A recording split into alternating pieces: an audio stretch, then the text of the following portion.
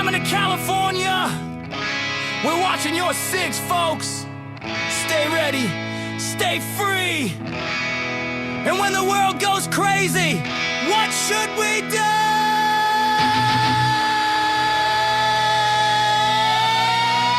Drink up, sing it fast. It's the Denton and Sasquatch Show. Two voices you ought to know. From prepping tips to politics, they tell it straight. No tricks from Dixie to the Golden Coast. Freedom's what they love the most. Download the podcast, let the truth roll on the Denton and Sasquatch Show. This place is half talk show, half weird daycare. I love it! Hello and welcome once again to the Denton and Sasquatch Show, coming to you live from both California and Alabama. My name is Sasquatch. I'm from California. His name is Denton. He is from Alabama. And somehow, through the modern wizardry we call the internet, we make it sound like we are in the exact same room. Oh, wow. Here we are again. Seems like I've done this a couple times this week, but no. I think I did 2 last week. Maybe it was that. I'm not really sure. Gonna hear some jingle bells? No, those aren't jingle bells. Those are ice cubes. Because tonight, in honor of our Christmas show, which is what this is, and it's not your normal, dumb Christmas show, so don't tune out.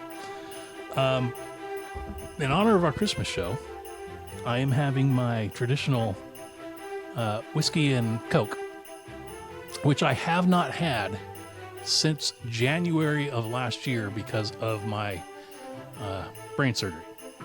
So this is the first one I've had in honor of Christmas and St. Nick and all the festivities going on. I guess I could say Jesus too, but I don't think Jesus would be like, he'd be like, hey, maybe you shouldn't be drinking that. But I don't know. They drank wine back then, right? As long as you're not getting drunk. All right. Well, as I was preparing for this show, I noticed something. And right about now, this time of year, there are just horrible things in the news. I mean, it seems like just before Christmas, it's just like everything's bad. I was going through looking for stories for the show, and it was like this guy murdered this person over here, and this horrible car crash killed 15 in a family, and we got a war going on over here, and here's the economy stupid, and it's gonna get bad, and we're all gonna be starving in the street. I mean, it was just everything. Every story was horrible.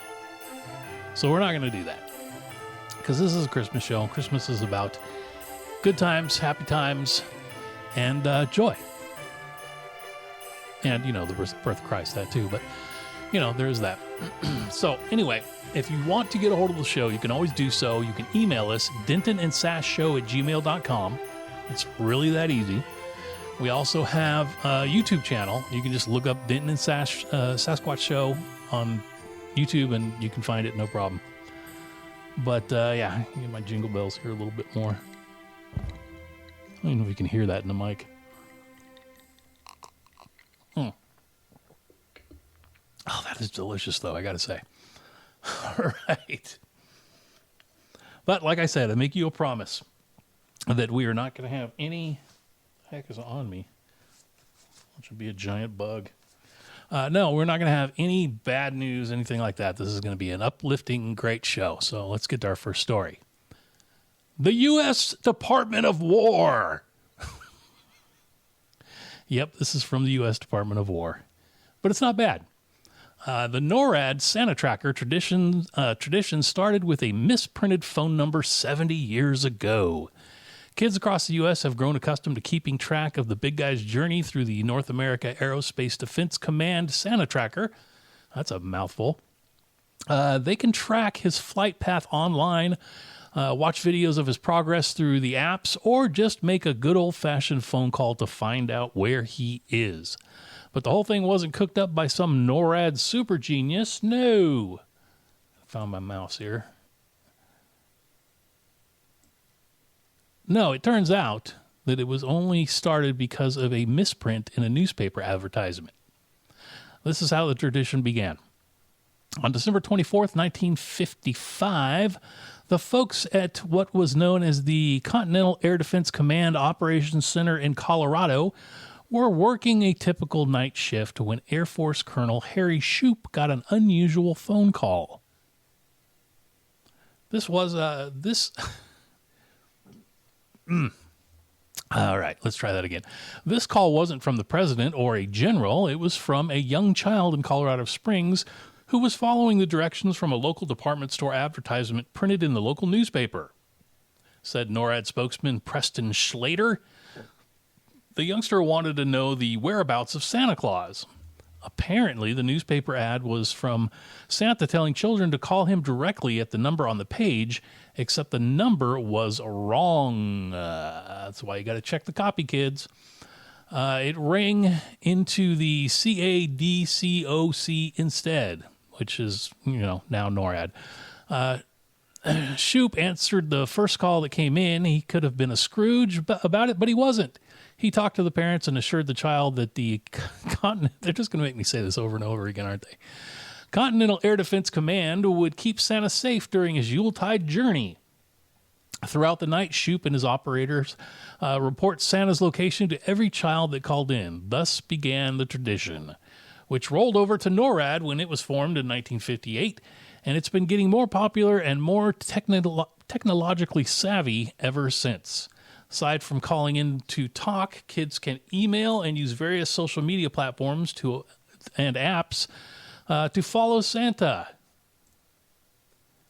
Kids can call 1-877-HI-NORAD. That's 446-6723, because I'm sure you're writing this down, beginning on Christmas Eve. So if you want to have your kids call and find out where Santa is, there you go. Give you the number one more time. Ready? I'll give you a second. Grab a pen. There you go. There's your second. 1-877-HI, as in H-I, NORAD, N-O-R-A-D. Or you can, do the old-fashioned way and just look it up on Google. All right, let's move on. I don't know. This isn't bad news, but it's kind of normal news for this time of year. All right, prices for fake trees rose 10 to 15% this year due to the new import taxes, according to the American Christmas Tree Association, a trade group. Tree sellers cut their orders and paid higher tariffs for the stock they brought in. Despite those issues, the companies say they aren't likely to shift large-scale production back to the U.S. after decades in Asia.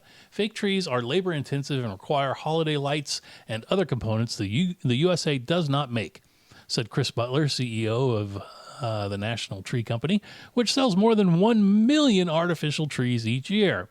About 80% of the U.S. residents who put up a Christmas tree this year plan to use a fake one, according to the American Christmas Tree Association. That percentage has been unchanged for the last 15 years. Now, hold on a second here. If you buy an artificial tree, you're not buying one every year, so I don't see how this could really screw things up very badly because, I don't know, what do you keep an artificial tree for? My mom always does the artificial tree thing, and they've had theirs for 10, 15 years. So, I mean, it's not like every year, all right, throw out the plastic tree, we'll buy another one next year. But, them's the numbers. Okay. Oh, I love this story. When I saw this one, I was like, I got to talk about this. Because it's awesome. All right. This is from Chickasha, Oklahoma. Chickasha, Oklahoma is home to the world's largest. All right, what do you think it is? Christmas tree, ornament, present. What do you think it is? It is home to the world's largest leg lamp. Fragile, anyone? A major tribute to the famous leg from the iconic movie A Christmas Story. Oh, I so want to go see this. The 50-foot-tall quirky roadside attraction is a free visit and open 24 hours a day year-round, but it's especially festive during the holiday season. The lamp was actually inspired by a vintage knee-high soda advertisement, and it has become a cultural phenomenon over the years, with replicas widely available for purchase, and in places like Chickasha, giant renditions exhibited for all to admire. That'd be so awesome to have like the giant 50-foot leg out in front of your house. I'm sure Hot Nursey would be cool with it. Okay, let's see here. Wow, this is going to go faster than I thought. I'm going to have to make some stuff up. No, this gets longer. All right, never mind. I can get back up to my story here. All right. Speaking of Christmas movies, like Christmas Story, and the Fragile Leg, I decided I was going to give you my top 5 Christmas movies. Yes, mine. These are right. They are correct because I picked them, so you cannot argue with me about this. Let's see if any of yours are the same as mine. We'll start things off with, oh my goodness, A Christmas Story. Look at that. These are in no particular order. It's just my 5 favorite Christmas movies. All right, A Christmas Story. Then we go to How the Grinch Stole Christmas. Now, this is the 1955, I believe, version, the cartoon version. I mean, the Jim Carrey one was good for what it was, but I got to go with the cartoon one. Number 3, Die Hard, of course. And anybody that says, oh, Die Hard is not a Christmas movie. Yes, it is. When he sends the terrorist down in the elevator, he writes, the dude has a Santa hat on, and he writes, now I have a machine gun, ho, ho, ho. Or machine gun and C4 or something like that. Ho, ho, ho. So there. It's a Christmas movie, and there's Christmas trees everywhere, and it happened during Christmas, and there's Christmas music, and yeah, it's a Christmas movie. All right, moving on. The next of my favorite Christmas movies, Christmas Vacation. Shitter's full. That's like just the classic line, but there's like a million classic lines in that movie. And finally, it's a toss-up for the last one. I'm going to go with Muppet Christmas Carol and Home Alone. Those are my final picks. Home Alone is a kid's movie, but it's still, I just watched it the other day, and it's still a good movie. It makes you laugh because he beats the hell out of the criminals. And then Muppet Christmas Carol, come on. I mean, everybody loved the Muppets as kids, and it's done really well. And then they got, what is that guy's name? I was going to say Michael Douglas, but I don't think he's doing anything these days. Michael Caine. They got him to do Scrooge. That was awesome. So I also have some honorable mentions here. These are all good films, but they just didn't quite make my list. Honorable mention, Gremlins, which is a Christmas movie as well. I believe Gremlins 2 is too. 2 is 2. That would be 4. And yes, I just started drinking this drink. It's halfway gone, and it's the first, and it's the only one I'm going to have tonight.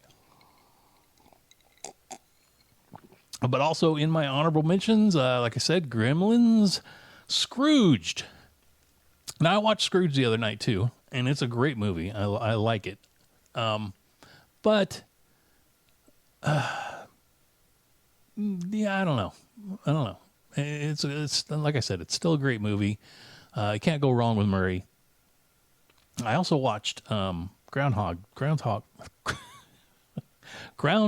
Day the other day. I think that's a better movie, but, it's not a Christmas movie. And then finally on the list is one that you may not have seen or heard of, and if you haven't, you need to. It is called Fat Man. It is... It's a very dark comedy, but it's awesome. It is awesome. It starts out a little bit slow, but by the end, Santa Claus is whooping some ass. And it's not one of those sort of just cheesy thing. It actually has good dialogue, and the story's pretty good. It kind of lives in a real world sense, and it's starring Mel Gibson. Mel Gibson is the Fat Man, and basically a kid puts a hit out on him because the rich kid didn't get what he wanted, so he puts a hit on old Saint Nick, and bloodshed occurs. But no, it's a great movie. If you haven't seen it and you want something, something different, that's probably the way to go. All right, this one is from Faithwire. I'd never heard of Faithwire before, but I found this online. Hobby Lobby, a Christian-owned retailer, is giving away 500,000 copies of investigative journalist and author Lee Strobel's book, Defending the Biblical Story of Jesus' Birth. Well, that's awesome. Strobel appeared on the latest episode of CBN's Faith in Culture, where he announced the craft store was giving away 500,000 copies of The Case for Christmas, a gesture he described as wonderful. According to data from Lifeway Research, while fewer than 50% of Americans attend religious services during the Christmas season, more than half, 56%, have said it is likely that they would go to church during the holidays if someone they knew invited them, including 40% of the religiously unaffiliated. Now, let me say that again.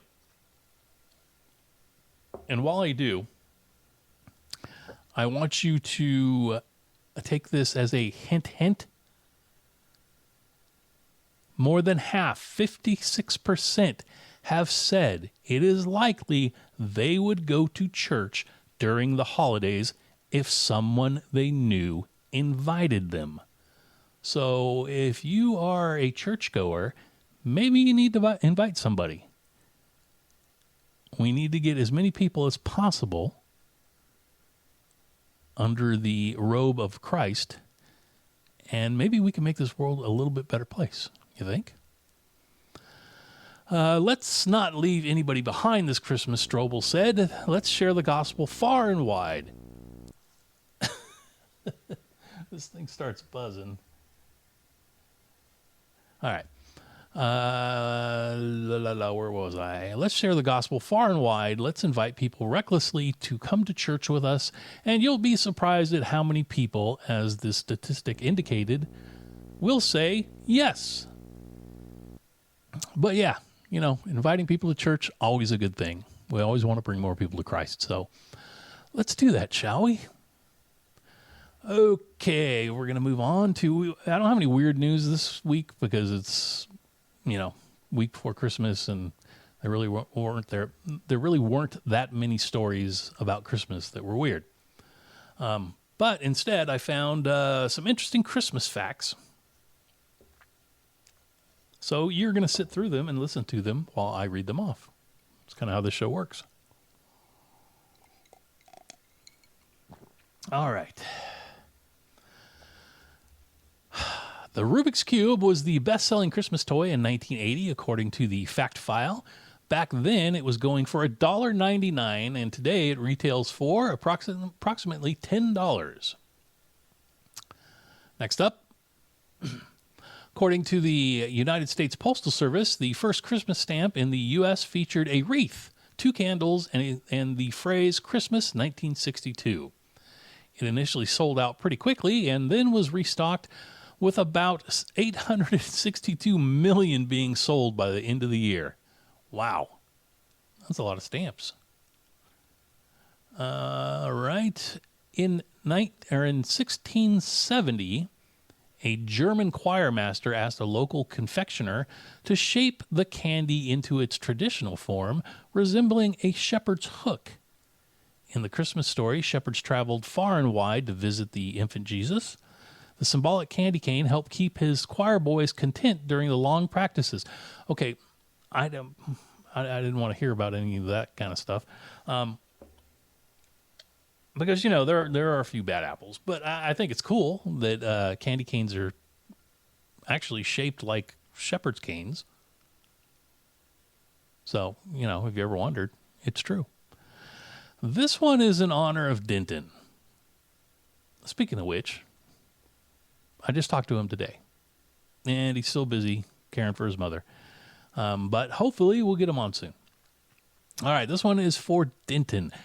In 1836, that was the year Denton was born, Alabama became the first state to recognize Christmas as a state holiday, with Arkansas and Louisiana following suit.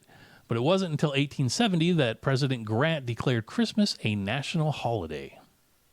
Did you know that? I didn't. All right, while many of us associate holiday dinners with thoughts of ham and turkey, the Japanese are all about Kentucky Fried Chicken. That's right. In 1974, KFC aired a popular Kentucky for Christmas ad, which started the tradition. So it's kind of, well, it's chicken. It's not turkey. So I was going to say that it kind of does the reversal of A Christmas Story, where the dogs ate their turkey and they had to go out for Chinese food, but actually this is chicken, not turkey. But anyway, I'm glad they have some kind of tradition over there. All right, Rudolph. We all know Rudolph, the beloved reindeer, was created by a copywriter for the Montgomery Ward department store in 1939. I would guess there's probably one or two people going, Montgomery Ward, what the heck is that? He wrote Rudolph into a children's story that could be given out to promote the store. It was a huge hit, with more than 2.4 million copies distributed in its first year. In 1949, Gene Autry recorded the famous song Rudolph the Red-Nosed Reindeer, and in 1964 came the movie featuring the Island of Misfit Toys. That was one of my favorites. I mean, that was 64, it was way before I was born, but I watched it in reruns as a kid, and I loved it. Still do. I was going to watch it the other day, but they want like $5.99 to watch it. I'm like, no. That kind of stuff should be, what do they call it? Not eminent domain, public domain. But it's not, because they're greedy. All right. The Consumer Product Safety Commission's most recent news release estimates that 14,700 people visit hospital emergency rooms each November and December from holiday-related decorating accidents. Yeah, there's plenty of videos online. Which is about 240 injuries per day. The most common accidents involve falling, lacerations, back strains, and being the Grinch. No, I added that last one in there. But yeah, being the Grinch could lead to falling, lacerations, or back strains.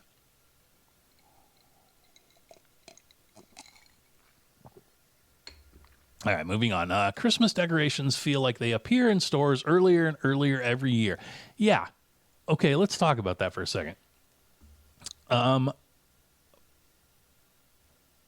It was like, let's see. Let me trying to do the math in my head.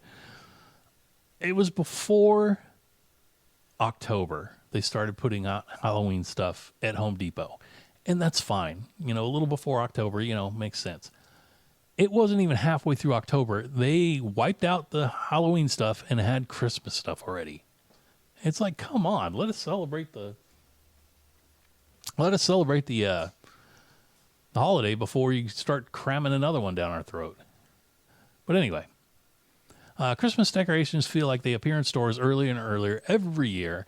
That's because the majority of Americans really do jingle bell rock their way right through into the Christmas season. About 85% of us, to be exact. Not all of those who partake in Christmas celebrate the religious aspect of the holiday, but you can bet that come December 25th, most people are opening up presents under the tree. So there you go. There's your Christmas fun facts. Now, there is a group that doesn't always get recognized, and I thought I would recognize them this year. That is the reindeer. They do a lot of the work and really get very little credit. I mean, part of the Rudolph the Red-Nosed Reindeer song is about them, but it's really about Rudolph. So I thought, you know what? It's time to recognize the reindeer, and I'm going to give you some facts about reindeer, because I'm sure you're excited to hear them. Let me get a drink real quick.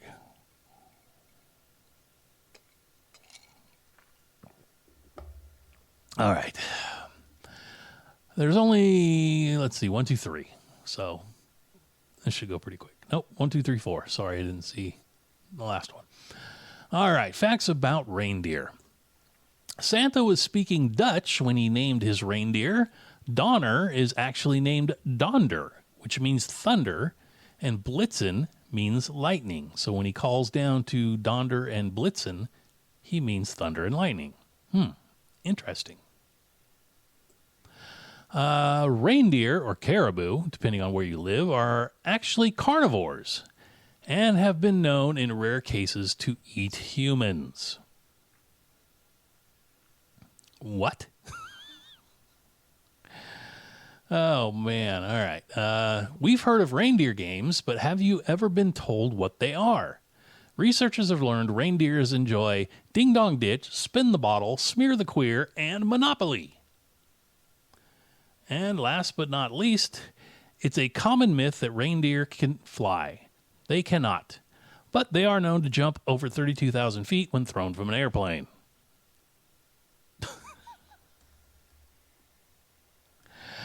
All right, I'm going to admit I made all of those up because I thought it was funny.